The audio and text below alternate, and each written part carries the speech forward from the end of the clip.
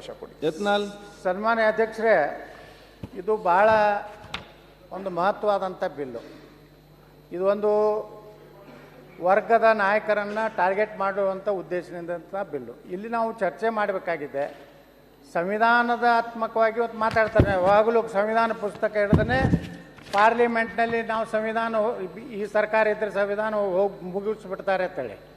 ಆದರೆ ಇವತ್ತು ನಡೆದಂಥದ್ದು ನೋಡಿಬಿಟ್ರೆ ನಮಗೆ ಚರ್ಚೆಗೂ ಅವಕಾಶ ಕೊಡಿ ಇರಲಾರ್ದೇ ನಮ್ಮದು ಏನೇನು ಭಾವನೆಗಳೇನದಾವ, ಯಾವ ಕಾರಣದಿಂದ ದ್ವೇಷ ಭಾಷಣಗಳು ಪ್ರಾರಂಭ ಆದವು ಅನ್ನೋಂಥ ವಿಚಾರನ ಇಟ್ಕೊಂಡು ದಯವಿಟ್ಟು ತಕ್ಷಣ ವೆಲ್ಲಿಗೆ ಹೋಗೋದು ತಕ್ಷಣ ತಾವು ಬಿಲ್ ಇದನ್ನು ಮಾಡ್ತಾ ಇರೋದು ಇದು ತಮ್ಮ ಒಂದು ಗೌರವಕ್ಕೂ ಚ್ಯುತಿ ಆಗ್ತದೆ.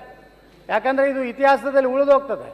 ಈ ರೀತಿ ಇಂಥ ಮಹತ್ವವಾದಂಥ ಒಂದು ಕಾನೂನನ್ನು ತಿದ್ದುಪಡಿಯನ್ನು ತರುವಾಗ ವಿರೋಧ ಪಕ್ಷಗಳನ್ನು ಅವ್ರಿಗೇನು ಚರ್ಚೆಗೆ ನಾವು ತಯಾರಿದ್ದೀವಿ, ಯಾವುದೋ ಒಂದು ಕರಾವಳಿ ಭಾಗದ ಜನರಿಗೆ ಅಪಮಾನ ಮಾಡೋ ರೀತಿಯಲ್ಲಿ ಮಾತನಾಡಿದಾಗ ಸಹಜವಾಗಿ ಅವರಿಗೆ ತಮ್ಮ ಭಾಗದ ಜನರ ಬಗ್ಗೆ ಅಪಮಾನ ಮಾಡಿದ್ರು ಅಂತ ಭಾವನೆ ಬಂದಿದ್ದು ಸಹಜ.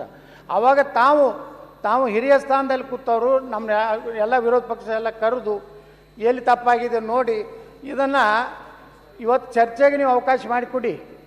ಇವತ್ತು ನಿಮ್ಮ ಸಂಪೂರ್ಣ ಕಾಂಗ್ರೆಸ್ನವ್ರಿಗೆ ಬಹುಮತ ಇದೆ, ಪಾಸ್ ಆಗ್ತದೆ. ಮುಂದೆ ಕಾನೂನಾತ್ಮಕ ಏನು ಹೋರಾಟ ಮಾಡಬೇಕು, ನಾವು ಸುಪ್ರೀಂ ಕೋರ್ಟ್ನಲ್ಲಿ ಏನು ಪ್ರಶ್ನೆ ಮಾಡಬೇಕು ಎಲ್ಲ ನಾವು ಮಾಡ್ತೀವಿ. ನಾವು ಇಷ್ಟಕ್ಕೆ ಇಲ್ಲಿಗೆ ಸೀಮಿತ ಆಗೋದಿಲ್ಲ.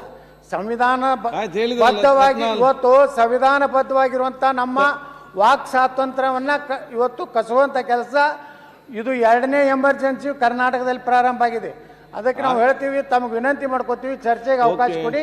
ಚರ್ಚೆ ಆದ ಮೇಲೆ ಅವರು ಮೆಜಾರಿಟಿ ಇದೆ ಆಗ್ತದೆ, ಅದಕ್ಕೇನು ತೊಂದರೆ ಇಲ್ಲ. ದಯವಿಟ್ಟು ಸನ್ಮಾನ್ಯ ಸಭಾಧ್ಯಕ್ಷರೇ, ಯಾರು ಮಾತಾಡಬೇಡಿ.